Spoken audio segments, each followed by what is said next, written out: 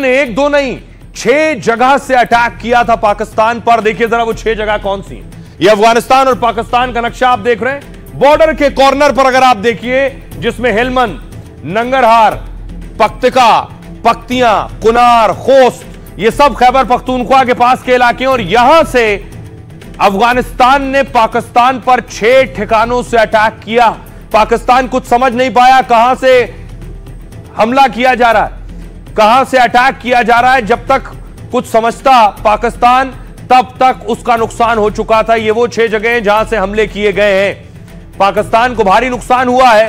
पाकिस्तान के दर्जनों सैनिक मारे जा चुके हैं। देखिए ये अटैक कैसे शुरू हुआ, ये हमला कैसे शुरू हुआ।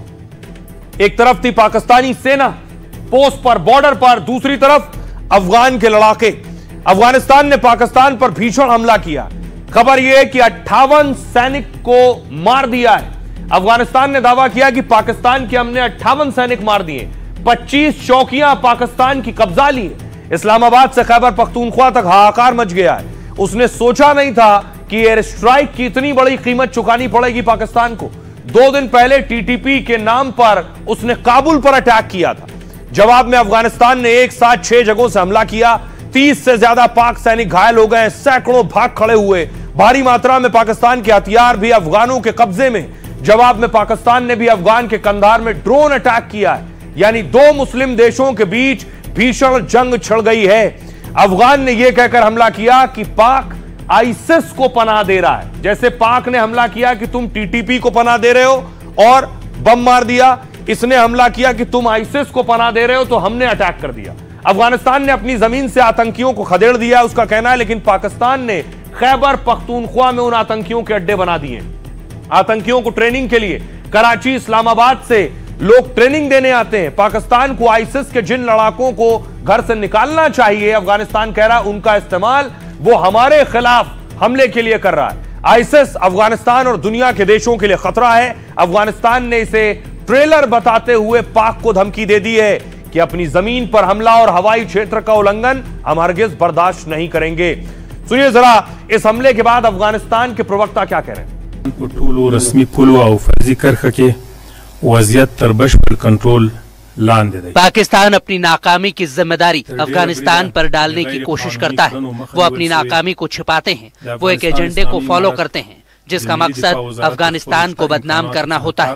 पाकिस्तान ISIS के आतंकियों को पनाह देता है और उन्हें अफगानिस्तान के खिलाफ ऑपरेट करने के लिए अपनी जमीन भी देता है। अब सोचिए जरा कि पाकिस्तान को अफगानिस्तान घुसकर मार रहा है। पाकिस्तान को भी इल्म नहीं था कि इतने बुरे दिन आ जाएंगे कि अब अफगानिस्तान भी पीट कर चला जाएगा।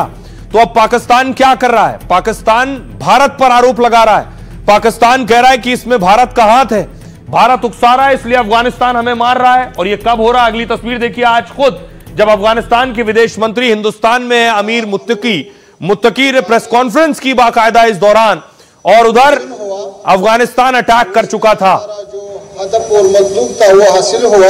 और यहाँ पे अमन अमान अगर मुमकिन है तो वो पॉल्यूशन से हो सकता है। तो पाकिस्तान भारत पर आरोप लगा रहा है।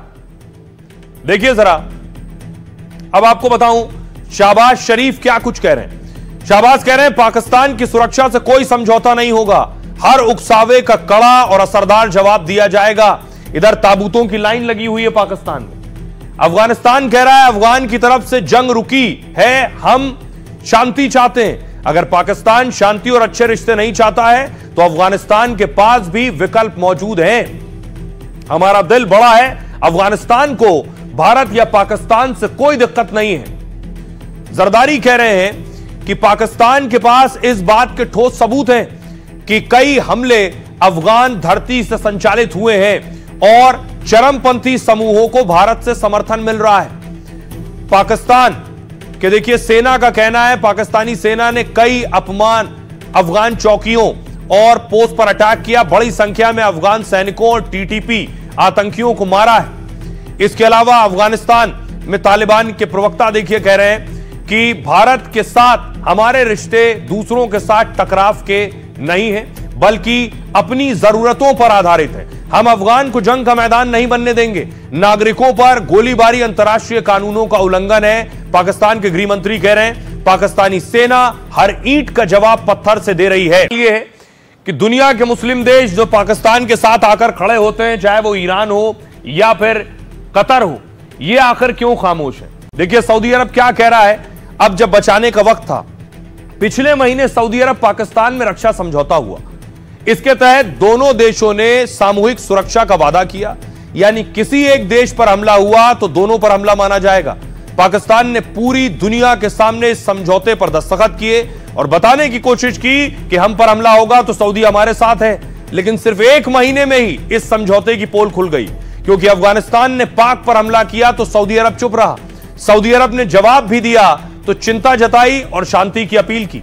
सऊदी अरब ने तालिबानी हमले का खुलकर विरोध भी नहीं किया, यानी साफ तौर पर सऊदी अरब पाकिस्तान तालिबान के बीच में नहीं आया है। जबकि समझौते के तहत सऊदी अरब को पाक के साथ खड़ा होना चाहिए था, अफगानिस्तान से लड़ने के लिए सेना भेजने की तैयारी करनी चाहिए थी। हालांकि सऊदी ने शांति की बात करके आम देशों की तरह ही बयान दिया है। इस बयान ने क्या पहले ही ट्रायल में पाकिस्तान के समझौते को फेल कर दिया है?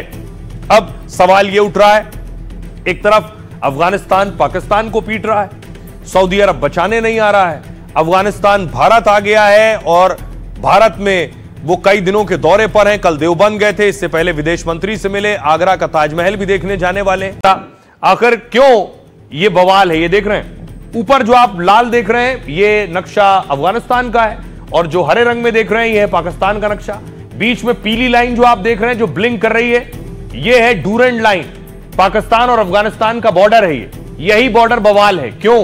पाकिस्तान अफगानिस्तान में विवाद की मुख्य वजह है यही डूरेंट लाइन। इसे डूरेंट लाइन क्यों कहते हैं? दरअसल ये 2430 किलोमीटर लंबी पाकिस्तान अफगान सीमा है। डूरेंट लाइन बलूचिस्तान, खैबर पख्तूनख्वा और कुछ कबायली इलाकों से गुजरती है।